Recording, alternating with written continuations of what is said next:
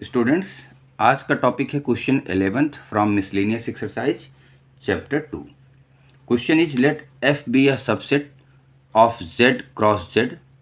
z is the set of integers defined by f equal to ordered pair A B comma A plus B such that A B both belongs to integer. Is f a function from z to z?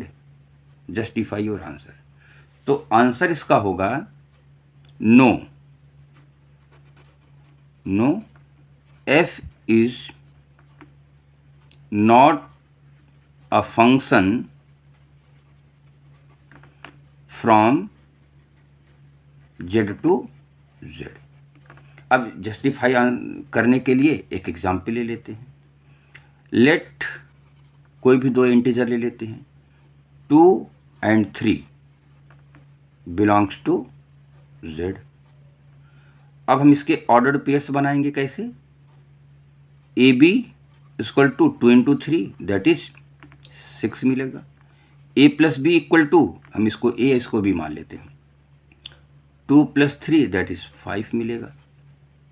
तो अब आप ये लिख सकते हैं कि A B comma A plus B equal to आपको मिलेगा 6,5। लेकिन साथ में हम और एक इंटीजर्स ले लेते हैं, पेयर ऑफ इंटीजर्स। सपोज हमने -2 एंड -5 ले लिया, they also belongs to z, A भी इंटीजर हैं। तो यहाँ पर ए बी की वैल्यू क्या मिलेगी? -2 इंटू -3, सॉरी यहाँ 2 3 लिया था ना, तो यहाँ -2 -3, तो दो इंटीजर्स ले लेते हैं -2 एंड -3। तो ए बी क्या हो जाएगा? -2 इंटू -3 दैट इक्वल टू 6 हो जाएगा। ए प्लस बी कितना आ जाएगा? -2 प्लस -3 दैट इक्वल टू -5 आ जाएगा। It means A B comma A plus B क्या मिलेगा? दैट इक्वल टू 6 -5 मिल जाएगा। अब ये कह रहे हैं कि जेड टू जेड में से हम कोई भी दो इंटीजर ले सकते हैं। तो मैंने यहाँ 2 3 लिया, यहाँ -2 -3 लिया। अब जरा इसको एरो डायग्राम से देखिए।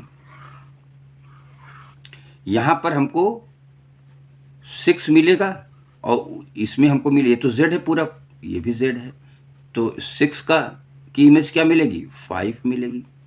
और यहाँ 6 की इमेज क्या मिलेगी? -5 मिलेगी। तो 6 की इमेज 5 भी है और 6 की इमेज -5 भी है। तो क्या ये फंक्शन की डेफिनेशन होती है? बिल्कुल नहीं। सिंस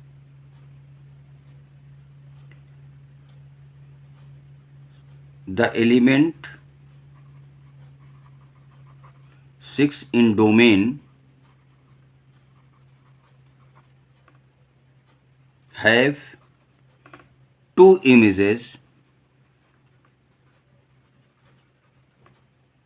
5 and -5 in codomain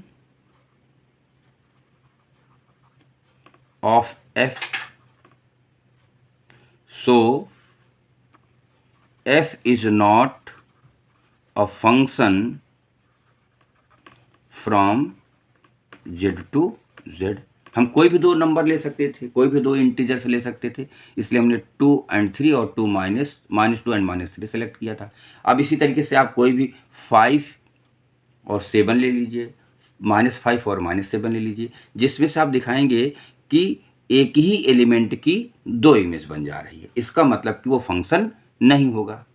तो आंसर तो मैंने पहले लिख लिया था कि no, f is not a function from z to z, और उसका जस्टिफाई यहाँ करके दिखा दिया कि क्यों फंक्शन नहीं है।